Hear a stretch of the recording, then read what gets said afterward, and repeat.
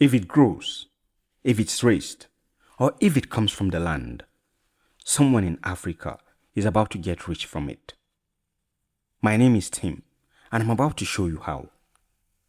Harvest cycle. Today we're talking about 7 crops grown right here on African soil. Crops African farmers plant, water, and harvest with their own hands, that leave the continent for almost nothing and come back wearing a price tag worth millions. Not stolen at gunpoint, stolen through a system so quiet most people never notice it's happening. We're talking about crops that touch multi-billion-dollar global industries. Industries that exist because of African soil, but rarely ever reward African hands. By the end of this video, you will never look at chocolate, skincare, or a bag of cashews the same way again. And more importantly, you'll see exactly where the opportunity is hiding if you are willing to take it. Let's start with number 7. But before we do, I want you to understand something. I want you to understand the scale of what you're about to hear. These aren't small-sized crops grown on a few backyard farms. Every item on this list fits into a global market worth billions of dollars a year. Markets for chocolate, cosmetics, textiles, supplements, and cooking oil that exist in almost every country on earth. Africa supplies the raw materials for a huge share of that demand and captures a small fraction of the money it generates. That gap right there is the single biggest untapped opportunity in the agribusiness today. So let's go through it, crop by crop, starting now with number 7, sesame. Sudan and Nigeria are 2 of Africa's biggest sesame exporters, sending most of their harvest to China, Japan and Turkey. Sesame fits directly into a $7 billion global oilseed market. Tahini, bakery products, premium cooking oil. The bun on the burger you probably ate this month may have started as a sesame seed grown by a farmer earning almost nothing for it. Here's the mechanism. Africa sells sesame as a raw seed. No pressing, no refining, no packaging for a supermarket shelf. The countries buying it do all of that and multiply the price several times over before it ever reaches a consumer. Now let's harvest what nobody tells you. Sesame is one of the easiest crops in the world to grow. It's drought resistant, matures in 3 to 4 months, and thrives in arid land most other crops can't touch. Here's what it means. It means the opportunity here isn't just farming it, it's the first step of processing. Small-scale oil processing, cleaning, and grading facilities are still rare across sesame-growing regions. Whoever builds that bridge captures a share of a $7 billion market that currently belongs entirely to someone else. From here, let's go to ridge number 6, cashew. This one might be the most extreme example on this entire list. Barely 5% of Africa's cashew crop is processed before it leaves the continent. 95% goes out raw, headed mostly to India and Vietnam, where it's shelled, roasted, packaged, and resold, often at a price that will shock the farmer who grew it. Think about that for a second. Out of every 100 bags of cashew grown on this continent, 95 leave as is, with almost none of the real profit ever coming back. Now let's harvest the hidden part. Shelling cashew isn't glamorous work. It's labor intensive, and that's exactly why it's profitable. Someone has to do it, and right now, that someone is rarely African. A handful of countries like Côte d'Ivoire have started building local processing zones specifically to change this, backing farmers with real investment to keep most of that value at home. That tells you everything. Governments are already treating cashew processing as a national priority because they know exactly how much value is walking out the door raw year by year. So the next, ridge number 5, cotton. Here is a stat that should genuinely bother you. 70% of West Africa's cotton is exported raw to Asia, spun into yarn, woven into fabric, cut into clothing, and shipped back to Africa to be sold. Here's what it means. It means that there is a chance that a farmer in Burkina Faso or Mali is wearing a shirt made from cotton he grew with his own hands, after that same cotton crossed 2 oceans and passed through 3 different factories first, each one adding a markup he will never get to see a cent of. Now let's harvest the secret to this. The profit in cotton was never really in the raw fiber. It's in spinning, weaving, and the garment manufacturing. The part of the chain almost entirely missing on the continent that grows the raw material. Local textile and garment production is one of the most overlooked openings in African agribusiness right now, precisely because everyone's attention is on the farming, not the factory that turns it into something people actually buy. Before we go to the next one, here's one thing I'm very sure of. Most people must have left, but there are a few serious ones who are still here with me. If you're one of them, I want you to comment.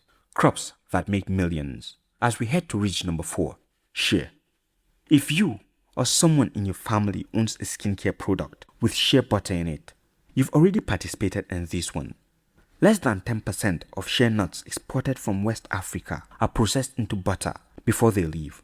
The other 90% goes out as raw nuts, and by the time it gets its way as a jar of shea butter on a cosmetic shelf in Paris or New York, the price has doubled many times over, with almost none of the markup returning to the women's cooperatives who harvested and dried the nuts by hand, often walking miles to collect them. Now let's harvest something you'll probably hear for the first time. Shea is almost entirely a women-led value chain at the farming level, but ownership of processing and branding sits almost entirely outside Africa.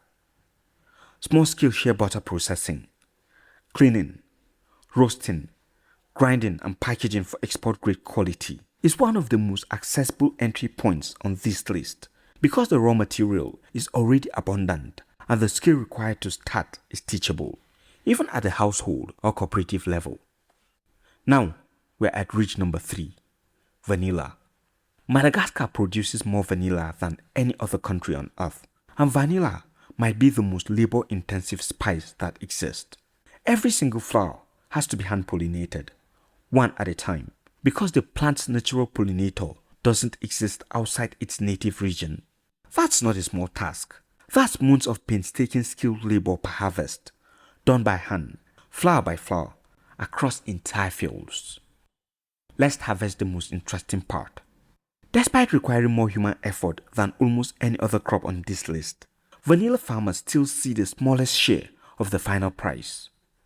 The real money is in extraction, flavoring, and branding, turning raw vanilla pods into vanilla extract, and vanilla extract into a natural flavor line on a product label that sells for a premium in a supermarket thousands of miles away. That branding and extraction step is where the entire value of that crop gets rewritten far away from the hands that pollinated every single flower. Now we're almost there. We're at ridge number 2, Moringa. This one has the sharpest numbers in the entire list. East Africa, Kenya, Tanzania, Ethiopia supplies a meaningful share of the Moringa entering European markets, almost always as basic dried leaf powder. That commodity-grade powder sells for around $8 to $15 a kilogram. But once it's processed into a certified standardized extract and sold as a supplement ingredient, that same crop sells for $120 to $150 a kilogram. That's not double. That's not triple. That's way up 20 times markup on a plant most people outside the industry have never heard of, and one that grows almost like a weed across parts of this continent. Again now, let's harvest what nobody tells you.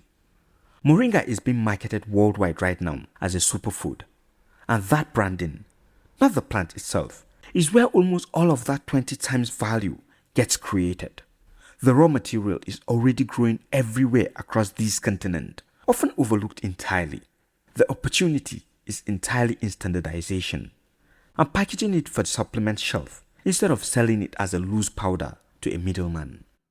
And now we're at ridge number 1, the biggest one, the one that touches almost everyone watching this video, cocoa.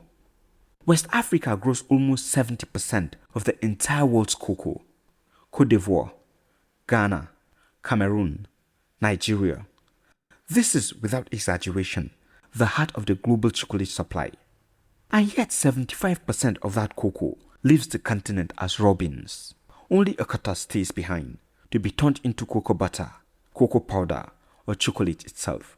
The rest travels to Europe and North America, where it's transformed into a product that generates some of the highest margins in the entire global food industry. Chocolate bars, chocolate spreads, chocolate everything, almost none of which is made where the cocoa actually grew. Now let's harvest the secret you need to know. Every chocolate bar you've ever unwrapped, every hot chocolate you've ever made, every chocolate cake at every birthday you've ever attended started as a cocoa pod grown by a West African farmer who likely never tasted the finished product his harvest became. You funded this system with your entire life without ever knowing it. And that's exactly why cocoa processing, not just cocoa farming, is one of the single biggest wealth opportunities sitting untouched on this continent right now, waiting for someone with the vision to close that gap. Now 7 crops, billions of dollars, grown on African soil, harvested by African hands, and sold back to Africa and the world at a price multiplied by someone else's factory, someone else's brand, someone else's shelf. But here's what I want you to take from this video. Every single one of these 7 has the same exact opening. The raw material is already here. Nobody has to discover it, plant it, or convince anyone it's valuable. What's missing isn't the crop. It's the processing, the packaging, the branding, and the willingness of someone to build that missing piece before another outsider does it first. You don't need to own 1,000 hectares to get started either. Some of what we cover today, Shea processing, Sesame pressing, Moringa packaging, can begin small at a cooperative or household level. The door is open wider than most people realize. The only question is who is willing to walk through it first. Harvest cycle, that's the least. Comment your country below and tell me which one of these 7 you'd start with first. I read every single comment. If this opened your eyes even a little, I want you to subscribe to this channel. Be a part of the first 500 subscribers to this channel. Let's make something happen.